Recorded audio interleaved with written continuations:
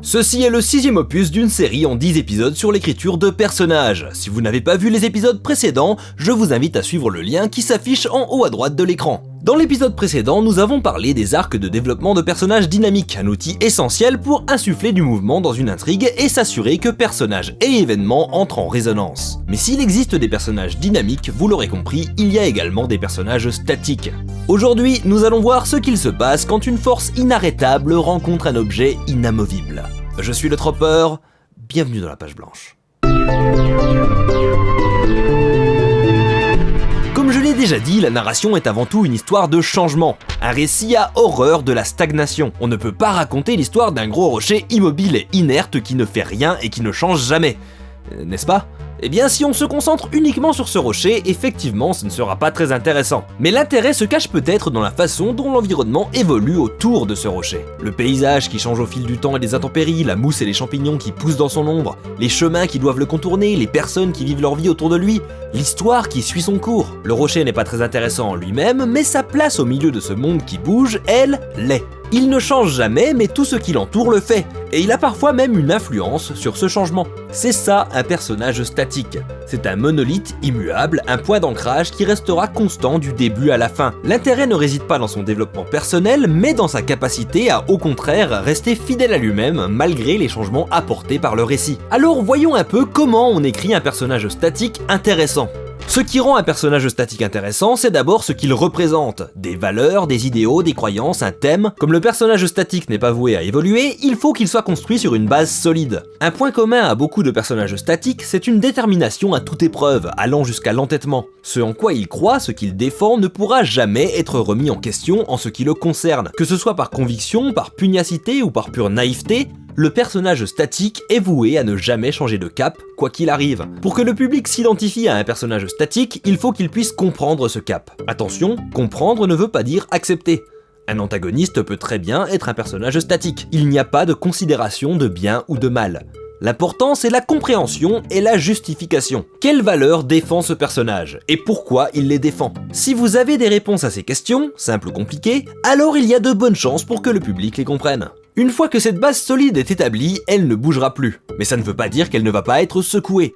Un grand intérêt des personnages statiques, c'est de confronter le thème qu'ils représentent. Que ce soit via les protagonistes, les antagonistes ou le monde qui l'entoure, il faut que le personnage statique ait l'occasion de confronter ses valeurs. Un personnage statique qu'on laisse tranquillement dans son coin ne fera rien d'intéressant, mais à partir du moment où on remet en question ce qui le définit, il a une occasion de s'affirmer. Plus la remise en question est violente, plus la volonté du personnage sera mise à l'épreuve. Là où l'intérêt d'un personnage dynamique est de savoir s'il va réussir à changer, le personnage statique captive par sa capacité à résister au changement. Et au-delà de ça, à être l'instigateur du changement. Car si un personnage statique peut très bien être en accord avec les valeurs du monde qui l'entoure, il brille vraiment lorsqu'il s'y oppose. C'est l'histoire de la souris qui tombe dans le pot de lait et qui se débat tellement qu'elle change le liquide en beurre. Un personnage statique dans un environnement hostile à ce qu'il défend, c'est un personnage qui vit une lutte constante. Si le monde entier est un obstacle, il n'y a que deux options pour un personnage statique, perdre ou changer le monde. S'y adapter n'est pas vraiment une option pour ce genre de personnage. Et c'est ça qu'on appelle un arc plat de personnage. Pour qu'on parle d'arc, il faut qu'il y ait un changement. C'est pourquoi l'arc d'un personnage statique n'est plus interne, mais externe. Dans ce type d'arc, le personnage statique reste identique du début à la fin, mais ses actions, en restant lui-même, impactent le monde qui l'entoure. Que ce soit en changeant l'opinion d'un personnage dynamique, ou en détruisant les obstacles sur sa route, il apporte une transition dans son environnement. C'est pour ça que les personnages statiques sont de très bons révolutionnaires, mais aussi d'excellents antagonistes. Ce sont des personnages dont les convictions renversent des gouvernements. Que ce soit par le pouvoir de l'amour ou par extrémisme religieux, les personnages statiques ne peuvent pas être arrêtés tant qu'ils ont encore des poumons pour respirer. Et ils se débattront dans ce pot de lait jusqu'à ce qu'ils se noient ou que le lait soit transformé en beurre.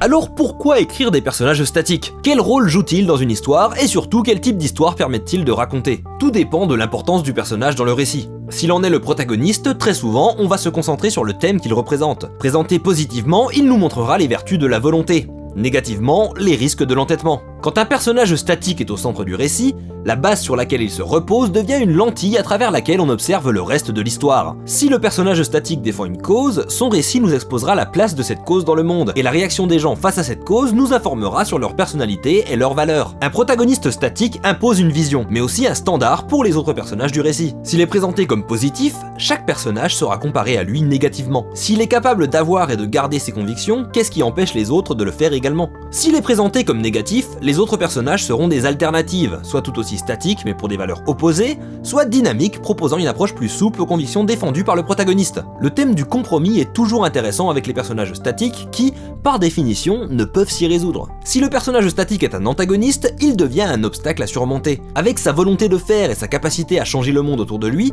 il poussera les protagonistes dans leur dernier retranchement. L'antagoniste statique ne reculera devant rien, ce qui en fait une menace inévitable. Ce qui est toujours intéressant puisqu'il pose au protagoniste cette question, qu'est-ce qu'on fait avec un ennemi qui n'arrêtera jamais? Mais les personnages statiques ne sont pas toujours au centre d'un récit, ils peuvent occuper des rôles plus secondaires. Si le récit ne tourne pas autour d'eux, il y a moins de chances qu'ils changent le monde, mais à la place, ils peuvent servir d'encre aux personnages principaux. Lorsque ces derniers sont perdus dans les tumultes des conflits internes qui affectent les personnages dynamiques, ils peuvent servir de bouée, un rappel à la stabilité qui remet les protagonistes sur la bonne voie, ou au contraire qui les plonge vers la mauvaise. Comme le personnage statique ne bouge pas, les protagonistes dynamiques auront tendance à graviter autour, à s'en rapprocher ou à s'en détacher. De cette façon, paradoxalement, les personnages statiques peuvent apporter de la dynamique à un récit. La narration est une histoire de contraste. Les couleurs ressortent sur le gris. C'est pourquoi des personnages statiques peuvent mettre en valeur les changements d'un personnage dynamique. Par exemple, en comparant le rapport entre deux personnages avant et après que le dynamique ait avancé dans son arc de développement. Le personnage dynamique peut partager les valeurs du personnage statique, puis les abandonner, ce qui créera un contraste entre les deux, et pourra également être une source de conflit. L'évolution d'un personnage dynamique peut même se représenter à l'aide de deux personnages statiques opposés, l'un étant un point de départ et l'autre un point d'arrivée. Un personnage statique néfaste peut représenter une forme de prison dont le personnage dynamique doit s'échapper. Un personnage statique bénéfique peut être un modèle que le protagoniste cherche à imiter. En utilisant des personnages statiques comme point d'ancrage au développement d'un personnage dynamique, on obtient un élément de comparaison qui nous permet de savoir où le personnage dynamique en est dans son évolution. C'est pour ça que nombre d'histoires de romance intègrent ce qu'on appelle un couple bêta, dont la relation est statique, et que l'on contraste à la vie romantique dynamique et tumultueuse du protagoniste. Ce couple bêta est un repère, et c'est à ça que peuvent servir les personnages statiques, de repères pour les protagonistes. Ce qui nous donne une autre façon de créer de la dynamique avec les personnages statiques, en les retirant de l'équation. Soit en mettant fin à leur caractère statique, ce qui change drastiquement leur personnalité et créera une rupture avec le familier, soit en mettant tout simplement fin à leur vie. La perte du personnage statique représentera alors une perte de repère pour les personnages dynamiques, qui devront trouver un nouvel équilibre. Très souvent, les parents dans les fictions avec des protagonistes jeunes sont des personnages statiques, et lorsqu'ils disparaissent, ils déclenchent l'arc de développement du protagoniste, en le privant de ses repères. De par sa nature, le personnage statique a tendance à briller par son absence. Puisqu'il représente une forme de certitude, lorsqu'il n'est pas là, le chaos peut s'installer. Et ça marche aussi quand ils sont le personnage principal. C'est ce que j'appelle l'effet Goku. Quand un personnage principal statique a été établi, et qu'il a eu le temps de prouver qu'il surmonterait tous les obstacles, il faut créer une nouvelle façon de générer de la tension dans l'histoire. Et très souvent, on fait ça en retirant le personnage statique de l'équation. Les autres protagonistes, dont la victoire est moins sûre, prennent la place principale en l'absence du protagoniste statique. Ce qui permet de changer la question dramatique de « est-ce que le héros va gagner ?» à « est-ce que le héros va arriver à temps ?» C'est une formule excessivement répandue dans les mangas shonen. Le personnage principal est mis de côté jusqu'au dernier moment, car de par sa nature, sa présence même est un trou noir pour la tension dramatique. J'ai tendance à dire qu'un protagoniste est affecté par l'effet Goku à partir du moment où il est écarté de l'histoire pour pouvoir arriver à la dernière minute et sauver tout le monde. Et plus un shonen tient sur la durée, plus il y a de chances que le protagoniste subisse l'effet Goku. Ce qui vaut même pour les personnages dynamiques, puisqu'au fond, lorsqu'ils ont complété tous leurs arcs de développement et qu'ils n'ont nulle part où aller, ils deviennent par défaut des personnages statiques. C'est une sorte de loi de l'entropie narrative.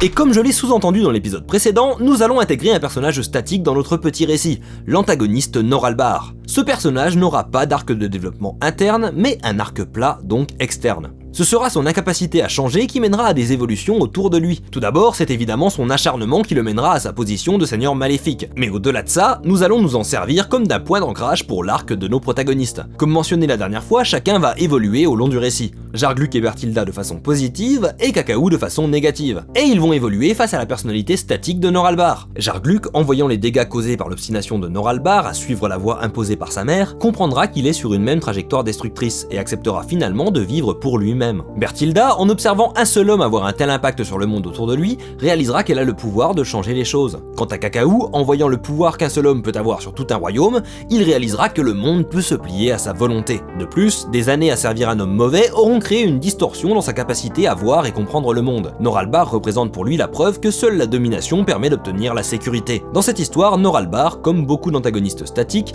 va provoquer des changements qui risquent fort de le mener à sa propre perte. Tout ça à cause d'un petit personnage que personne n'avait vu venir, même pas moi. Mais ça, ce sera le sujet de l'épisode suivant. Pour aujourd'hui, retenez juste que si certains personnages se définissent par leur capacité à évoluer, d'autres tirent leur force de leur résistance au changement. Statique ne veut pas dire ennuyeux. Le mouvement est avant tout une question de référentiel. La montagne qui semble immobile tourne à la même vitesse que la Terre. En utilisant différents points de vue, en regardant ce qui est changé autour, même un rocher inamovible peut raconter une infinité d'histoires. Qu'ils soient au centre du récit ou dans le fond, les personnages statiques ont un rôle à jouer, ne serait-ce que par la diversité qu'ils offrent. Tous les personnages n'ont pas besoin d'avoir un arc. Un personnage qui ne change pas est simplement un autre outil à ranger dans votre trousse pour raconter vos histoires. Ne sous-estimez pas l'intérêt d'une panoplie variée dans votre arsenal d'auteurs. Plus vous aurez de nuances sur votre palette, plus vous serez capable d'écrire le récit que vous souhaitez écrire.